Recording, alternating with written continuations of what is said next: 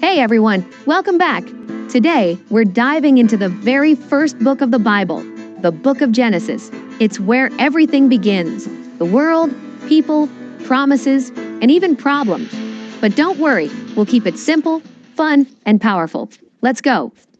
Genesis means beginning, and that's how it starts. In the beginning, God created the heavens and the earth. Day by day, God made everything: light, sky, land, oceans, sun, moon, stars, animals, and finally humans. God looked at everything and said, "It is good." God made the first man, Adam, and the first woman, Eve. He placed them in a beautiful garden called Eden.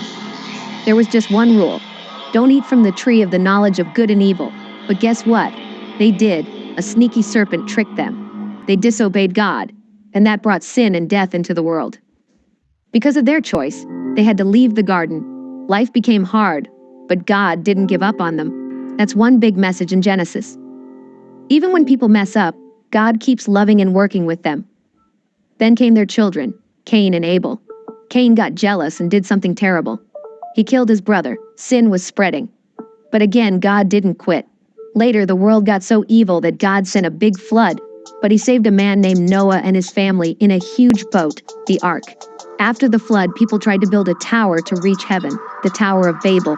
God confused their languages and scattered them all over the earth. Now comes a big moment. God chooses a man named Abraham. He tells him, "Leave your home, go where I lead you, and I'll bless you. You'll have many children, and through you, the whole world will be blessed." That's a huge promise, and it's the start of God's rescue plan for the world. Abraham's son is Isaac. Isaac's son is Jacob. Jacob has 12 sons. One of them is Joseph. Joseph's brothers are jealous and sell him as a slave. But God is with Joseph. He rises to power in Egypt and saves many people from a famine, including his own family. Genesis ends with Joseph and his family living in Egypt and God's promise still alive. The book of Genesis is full of drama, love, mistakes, and hope. It shows us that God is the creator, the promise keeper, and the one who never gives up on people, no matter what. And guess what? That story continues through the whole Bible, and even today.